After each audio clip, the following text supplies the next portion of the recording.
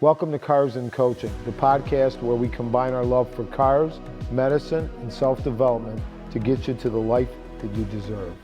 Hey guys, welcome to the first podcast of Kars and Koaching.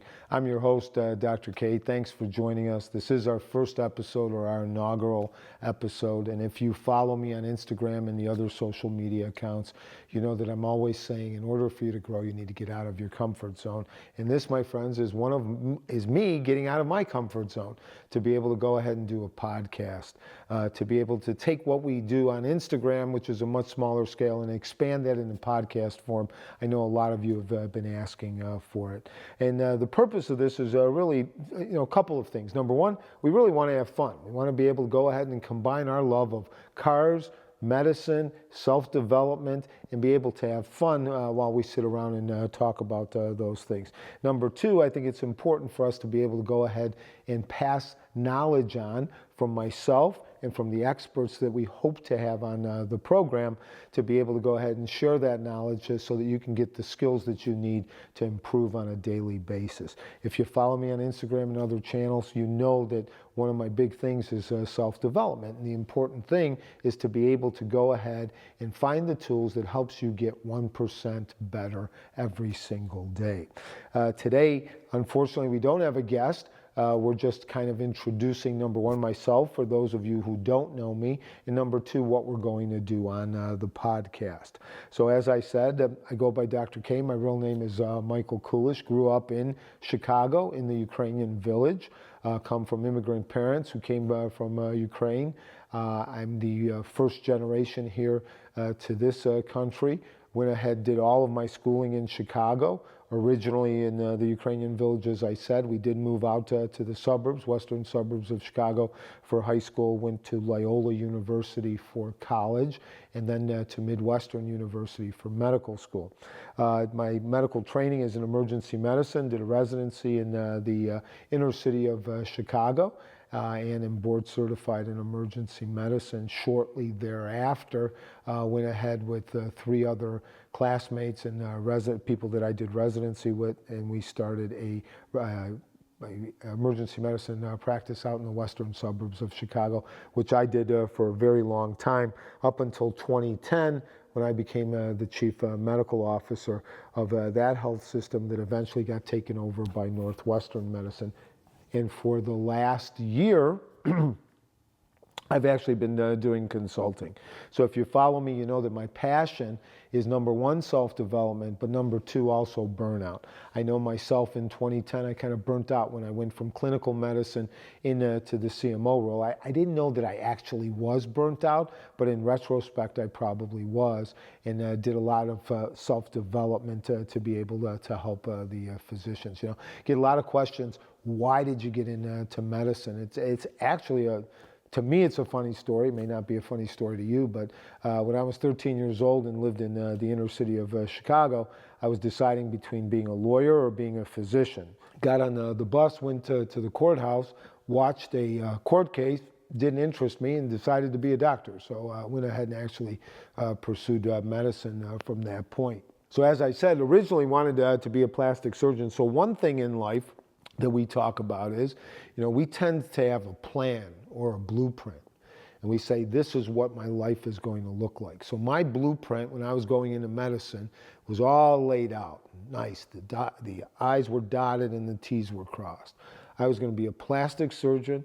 I was going to marry a blonde model. I was going to have 2 kids. I was going to live downtown in a condo. And I was going to have 1 Mercedes to drive to work in and 1 Porsche for the weekends. Life doesn't always work that way. I didn't end up getting a plastic surgery residency. I ended up being an ER doc. I married a redhead instead of a blonde. I have 1 kid instead of 2. And somehow at one point I ended up with 22 cars. So it's kind of hard. So sometimes, the important factor there is that you set up the things that you want, but sometimes they don't end up exactly the way that you want them. So going back to being a chief medical officer, at that time I gave up all of my clinical work in 2010. Prior to that, we did about 25 years in the emergency room, and I thought that was enough. And administration can be rewarding, but not as rewarding as actually when you're a physician is taking care of patients. So I started actually doing coaching because that's my way of actually giving back to people and helping them in a way similar to medicine, although not even close to being an ER doc. So that's one of the reasons why I went down that path.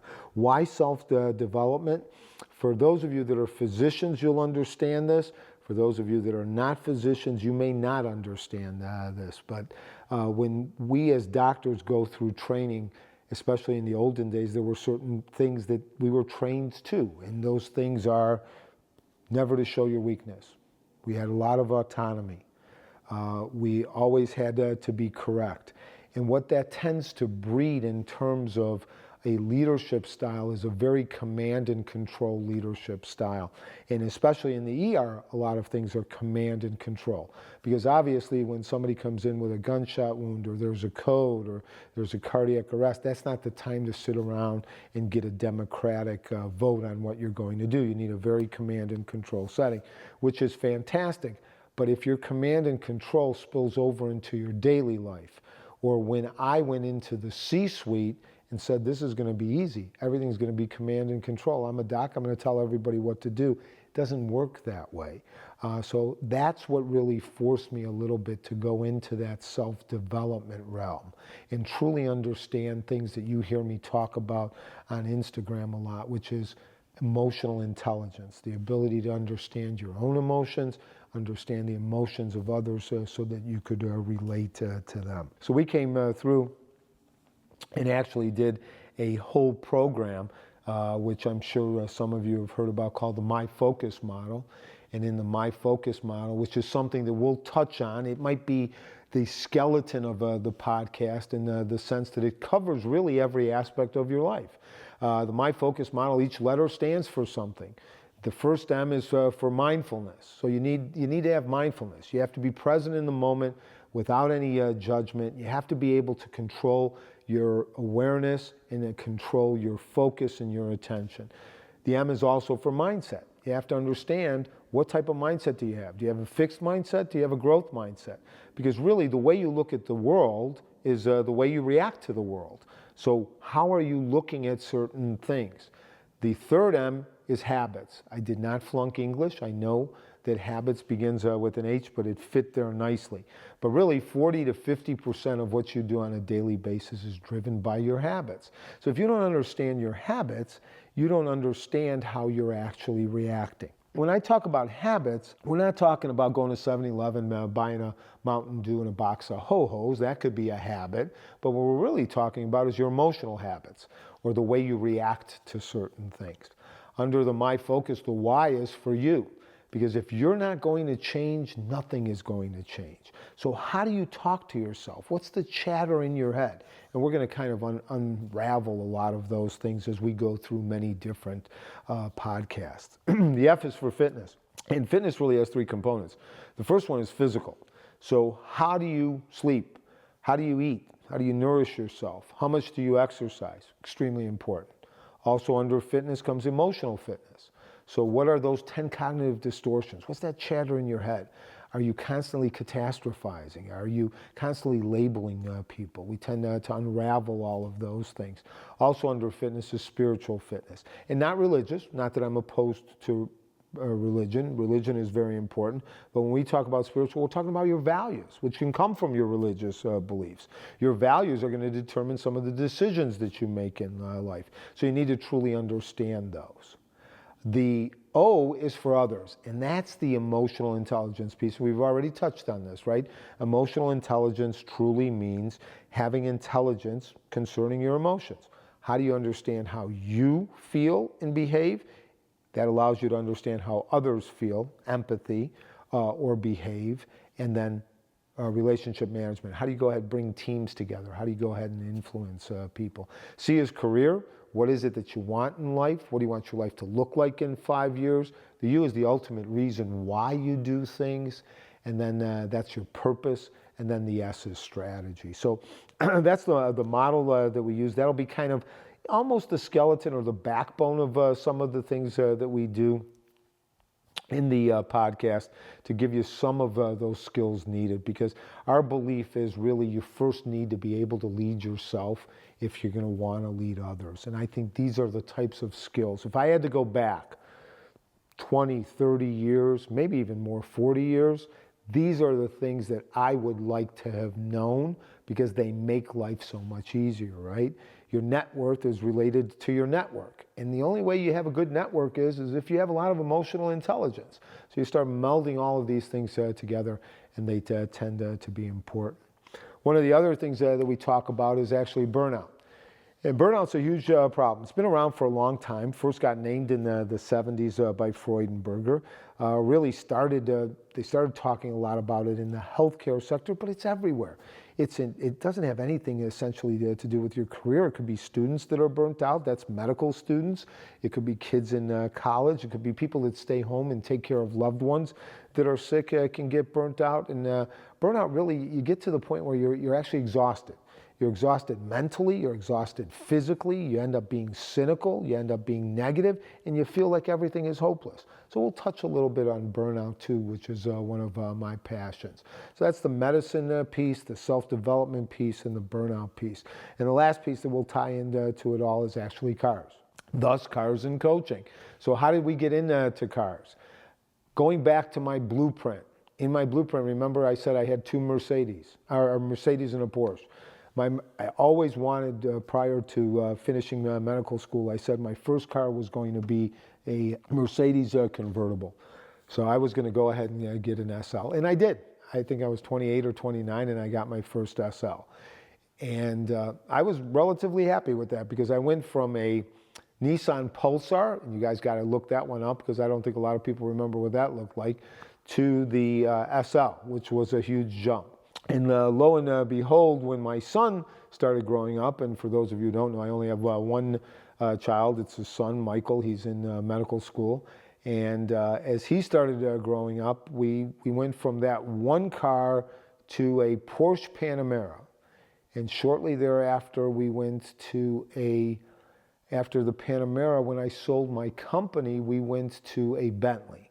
And then at some point, it just continued to grow, and we ended up collecting a lot of cars, and have been blessed to be able to afford the cars.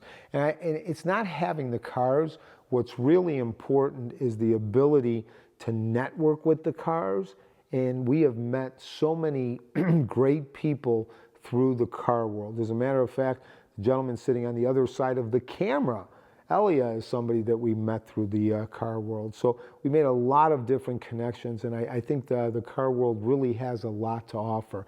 We started, actually, my son and his friends started a charity that helps underprivileged kids and kids with cancer, and we utilize the cars to do events to be able to get money. So the cars are going to definitely be a portion of this discussion.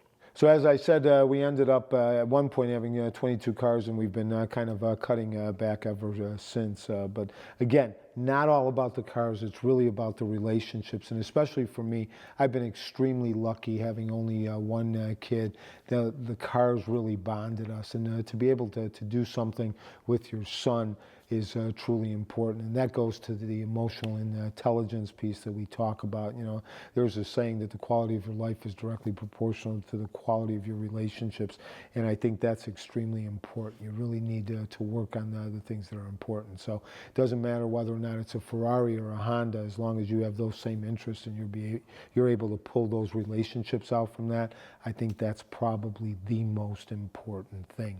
And again, you know, for this first one, wanted to give you a little bit of background. It's not so much that I'm giving background to say, hey, look at me, I'm a doc, I have cars, I have all of these things. No, it's for you to understand that when I'm talking to you, you have a good understanding as to where I'm coming from and the things that I've been through. And we'll share a lot of struggles and things that actually got me to the point where I'm at. One of the things that we talk about, if you follow us on Instagram, is we talk about, you know, when you meet somebody, you want to make sure that you're interested and not interesting.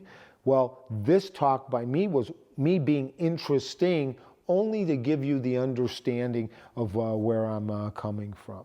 So I think it's important for us to be able to differentiate that. I think I'm really excited moving forward to have the podcast. As I said, please DM me on my Instagram. My Instagram's a little bit clunky. It's Dr._Michael, Dr._Coolish. But please go ahead, DM, and tell me what are some of the things that you would want on the podcast. So again, we'll be talking about cars. We'll be talking about self-development. We'll be talking about medicine. We're going to bring on as many people as we can that are specialists in that area. Continue to follow us on Instagram. You can follow this on YouTube or wherever you get your podcast. And we're really excited, and we're going to put this first one to bed.